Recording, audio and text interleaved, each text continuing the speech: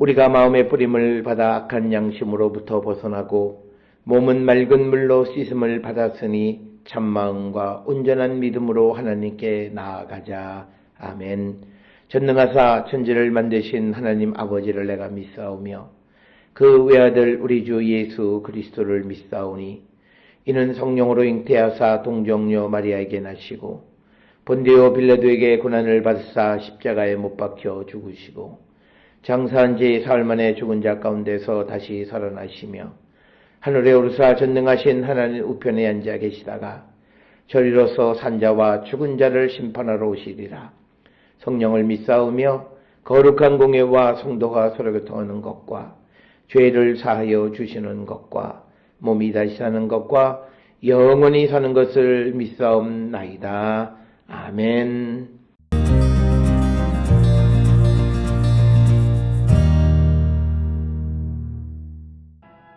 베드로가 입을 열어 말하되 내가 참으로 하나님은 사람의 외모를 보지 아니하시고 각 나라 중 하나님을 경외하며 의를 행하는 사람은 다 받으시는 줄 깨달았도다. 만유의 주 되신 예수 그리스도로 말미암아 화평의 복음을 전하사 이스라엘 자손들에게 보내신 말씀 곧 요한이 그 세례를 반포한 후에 갈릴리에서 시작하여 온 유대에 두루 전파된 그것을 너희도 알거니와 하나님이 나사렛 예수에게 성령과 능력을 기름 붓듯 하셨음에 그가 두루 다니시며 선한 일을 행하시고 마귀에게 눌린 모든 사람을 고치셨으니 이는 하나님이 함께 하셨습니다. 우리는 유대인의 땅과 예루살렘에서 그가 행하신 모든 일의 증인이라. 그를 그들이 나무에 달아 죽였으나 하나님이 사흘 만에 다시 살리사 나타내시되 모든 백성에게 하신 것이 아니요 오직 미리 택하신 증인 곧 죽은 자 가운데서 부활하신 후 그를 모시고 음식을 먹은 우리에게 하신 것이라. 우리에게 명하사 백성에게 전도하되 하나님이 살아있는 자와 죽은 자의 재판장으로 정하신 자가 곧 이 사람인 것을 증언하게 하셨고 그에 대하여 모든 선지자도 증언하되 그를 믿는 사람들이 다 그의 이름을 힘입어 죄사함을 받는다 하였느니라.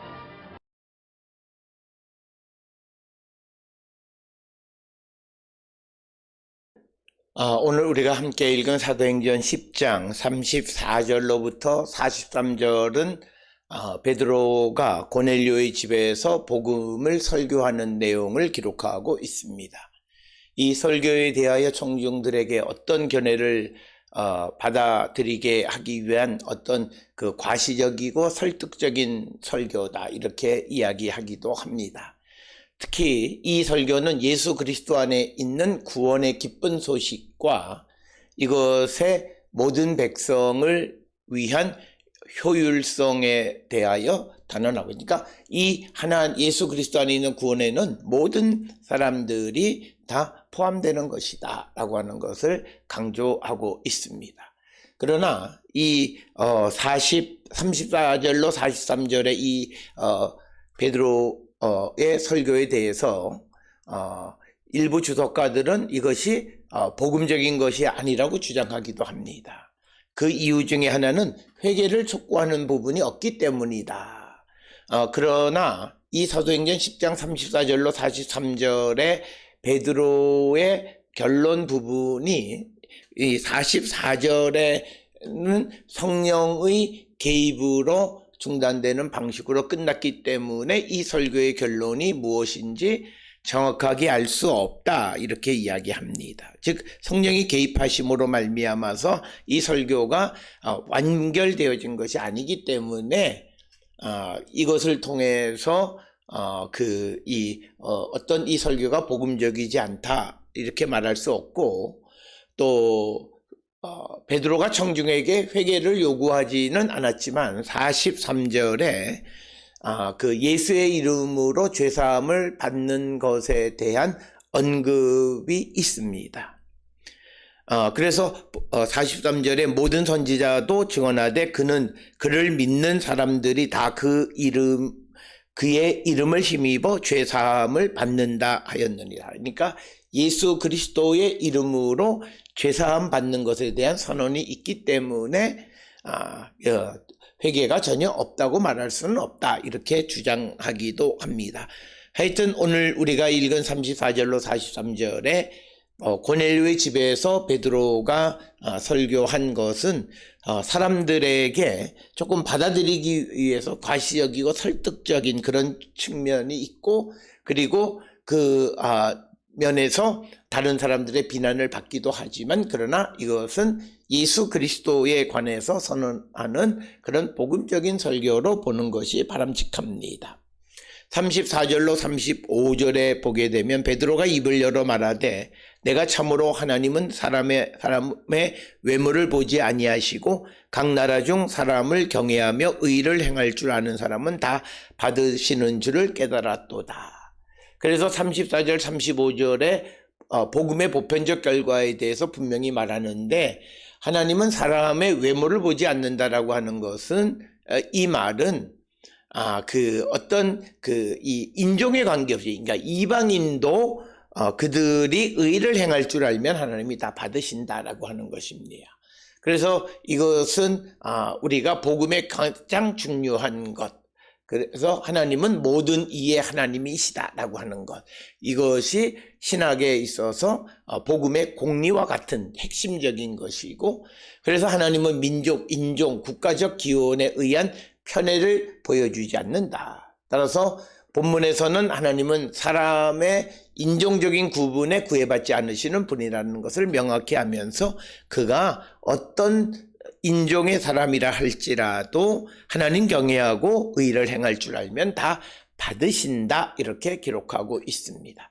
따라서 이 말씀에 근거해서 우리는 오늘날 우리가 기독교를 근거로 한 민족주의적인 성향은 바람직하지 않고 반복음적인 그런 입장이다. 그래서 오늘 우리가 살고 있는 이 세상 가운데에서도 특히 우리가 살고 있는 이 시대에서도 어떤 복음이 민족주의적인 관점과 결합되어지면 굉장히 또 다른 폭력을 낳을 수 있다는 위험성을 우리가 기억하면서, 어떤 민족이 아니라 누구든지 하나님을 인정하고 의를 행할 줄 아는 사람은 다 하나님이 받으신다라고 하는 것을 우리에게 가르쳐주고, 그래서 35절에서 하나님은 어떤 분이냐, 편애가 없으신 분임을 분명히 말하고 있습니다.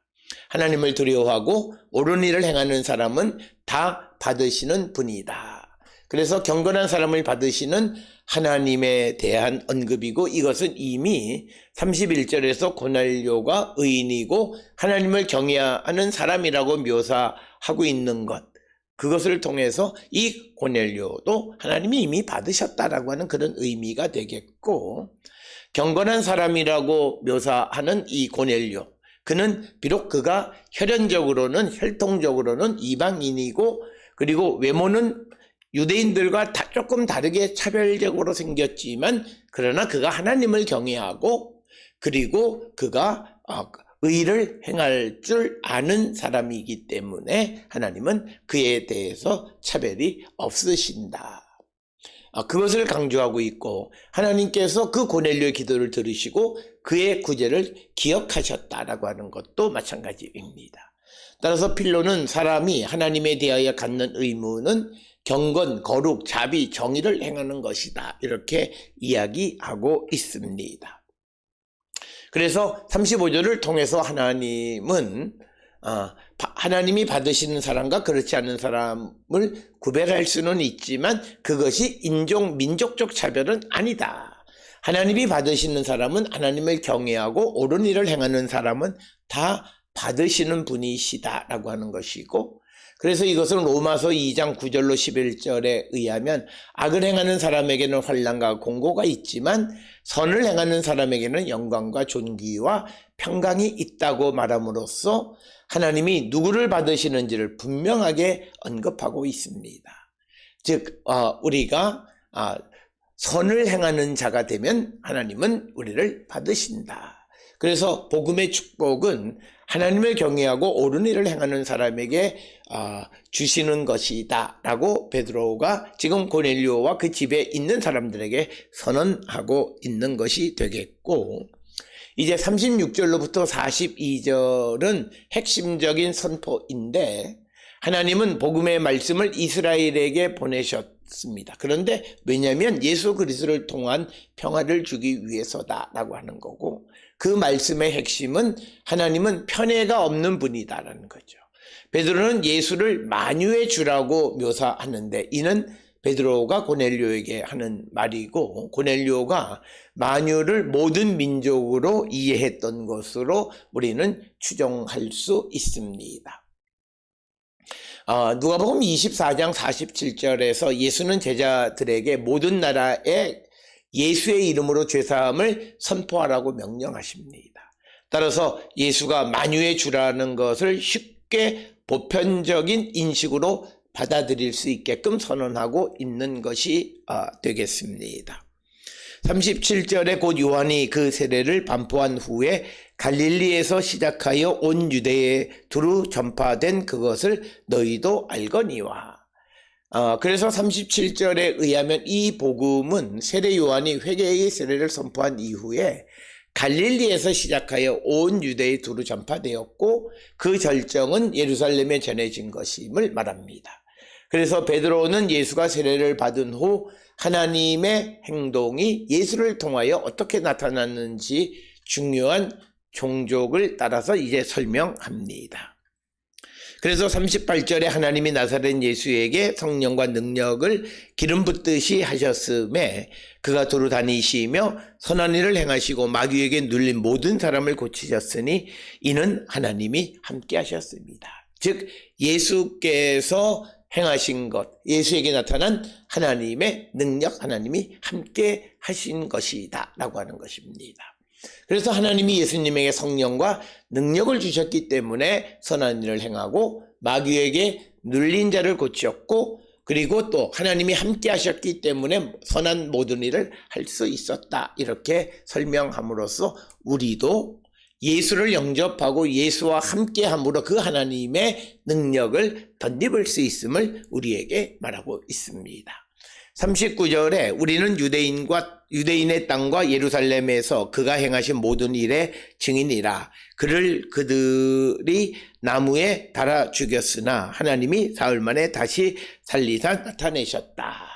그래서 39절에서는 예수가 유대인의 땅과 예루살렘에서 행한 모든 일의 그 증인이다. 즉 베드로 그리고 베드로와 함께 있는 사도들이 그 일의 증인이다. 이렇게 이야기하고 하나님께서 예수를 3일 만에 다시 살리신 부활의 사건을 40절에서 언급합니다.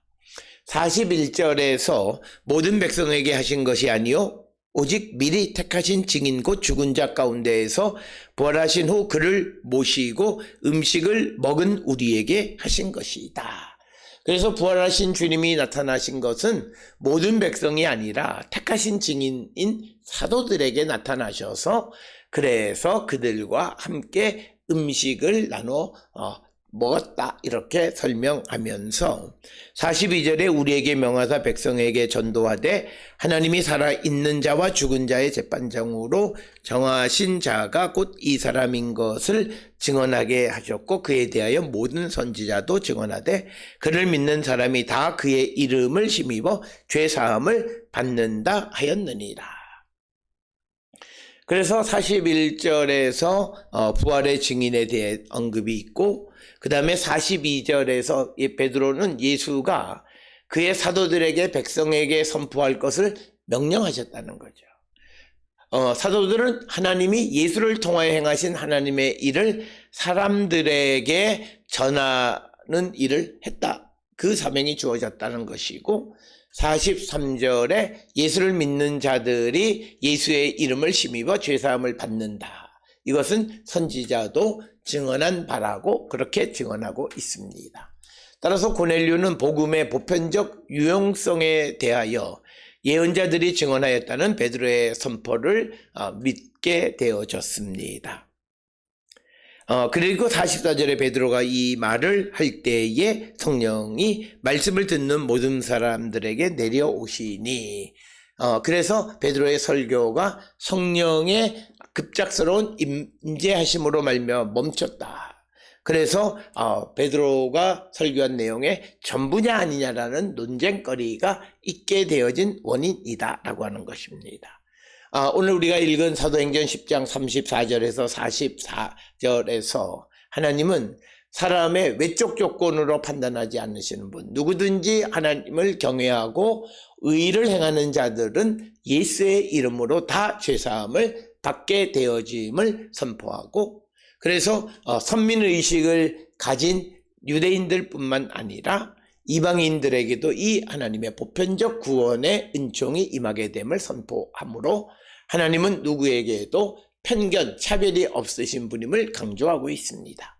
이 말씀을 근거로 우리도 이 땅을 살아가면서 편견 없는 삶을 살기로 결단하는 우리 모두가 될 수 있기를 주의 이름으로 축원합니다. 기도하시겠습니다.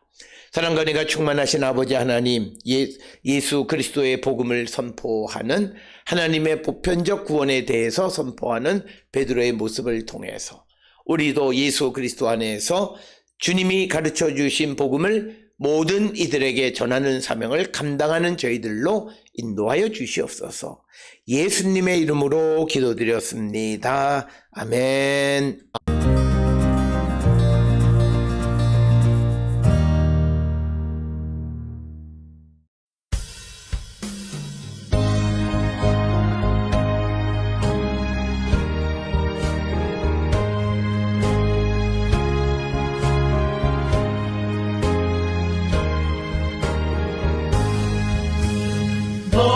시험을 당해 죄 짓지 말고 더 용기를 다해 곧 물리치라. 너 시험을 이겨 새 힘을 얻고 주 예수를 믿어 늘 승리하라.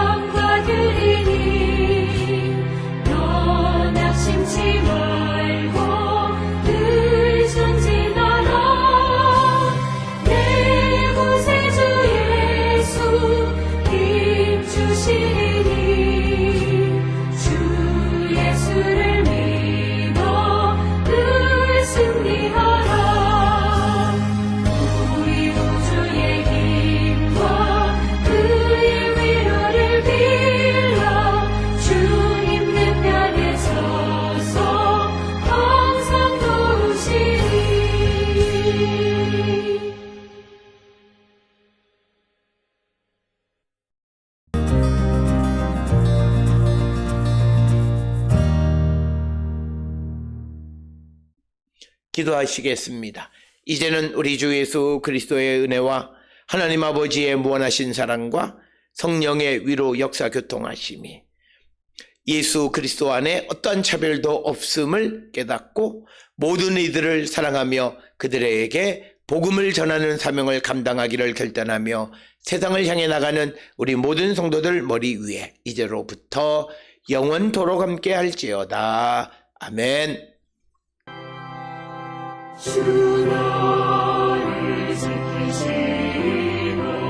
그 얼굴을 내게 돌리시고